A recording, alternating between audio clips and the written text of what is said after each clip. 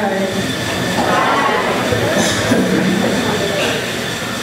So, I don't talk a lot, but I think a lot, and that's why I'm a poet. So, and I like to think of myself as a socially aware kind of person. So, when my stepfather joined the Black Republican Party in Florida and asked me to speak, I felt compelled to write kind of a political type piece, something that I'm kind of upset with Republicans a little bit.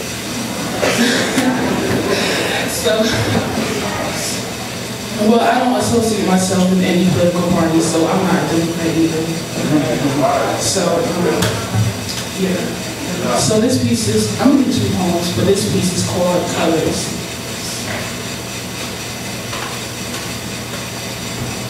Roses are red. Violets are red and blue in you. These two mix to create purple. They say that life is a circle, and sometimes those 360 degrees wraps too firmly around necks.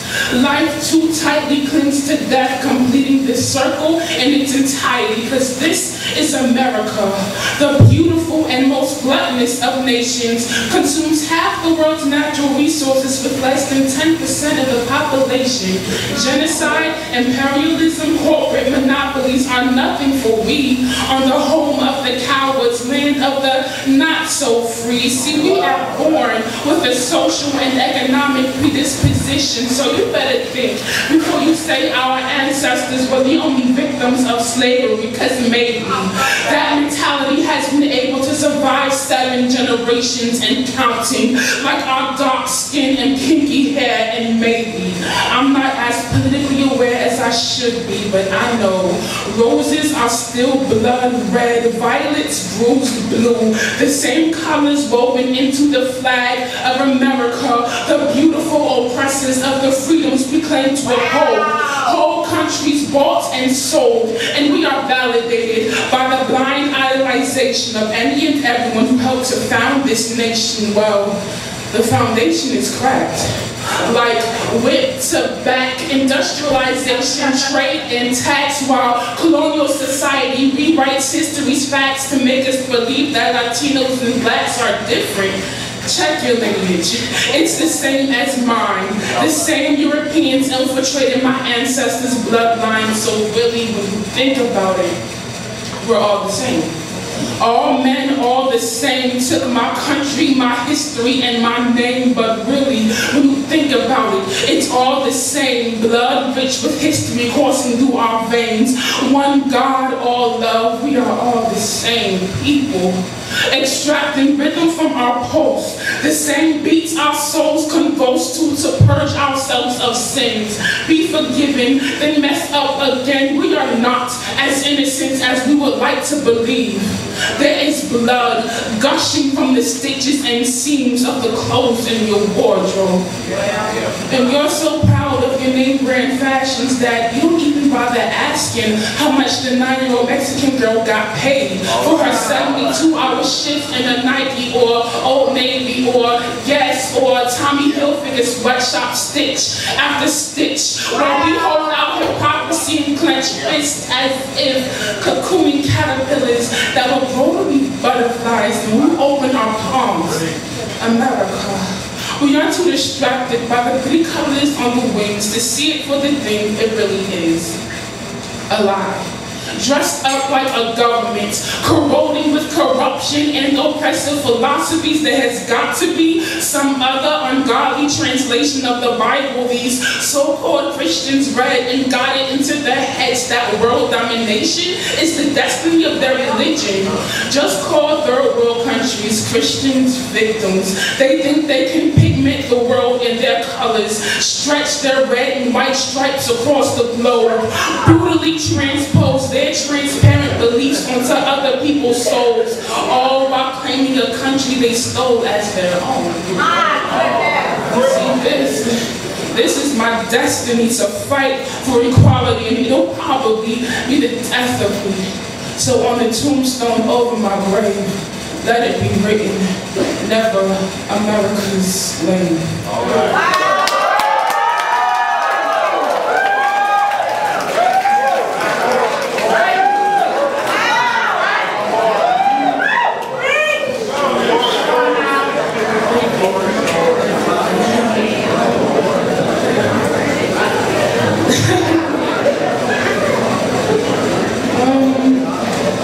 So I'm gonna do one more. And you may or may not have noticed that I do not perm my hair. Now, some people can't tell. They really can't tell.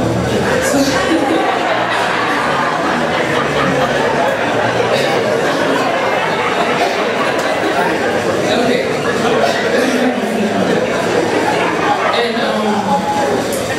And I have like conflicting feelings about it because my mother's side of the family, they're all Dominican. They all have like the wavy hair, and I don't.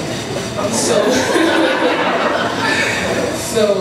this poem is kind of about that.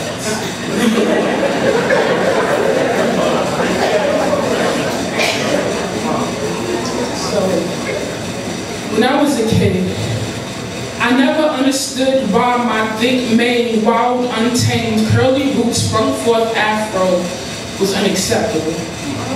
While my mother took blue magic grease and hot comb to burn my hair straight like my Native American and Dominican ancestors whose blood didn't run quite thick enough through my veins to give me that good hair. See, I remember that perm.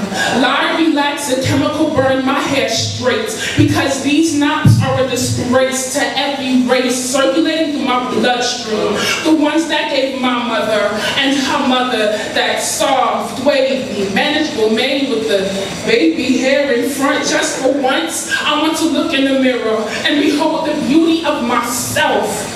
Naturally, for who could predict the way my blood mixed to produce this body built strong with them childbearing hips, cross hair, dark eyes, high cheeks, and lips meant to speak many words to move mountains? How am I African American when we were all Africa's children to begin with? So who truly is the disgrace? See, I'm that third generation slave who cannot converse with grandparents because their native language has been lost in translation. I don't understand the African dialect of my grandmother when she sings to me songs her grandmother sang to her, which were later translated and called Negro spirituals. I speak the white man's tongue, forced upon my ancestors, raping them of their heritage, and that is why there are ancient hieroglyphics entangled in these knots. Africa's story is engraved on my soul. The sorrow runs thick, and it grows through my scalp, no doubt. My king's coil tightly hold the history of creation in its grip, though I am not Afrocentric. See, my lineage points in all directions, and who are you to box my identity into sections called race like primos, who say that I am not Dominican enough to sing Spanish lullabies like my abuela.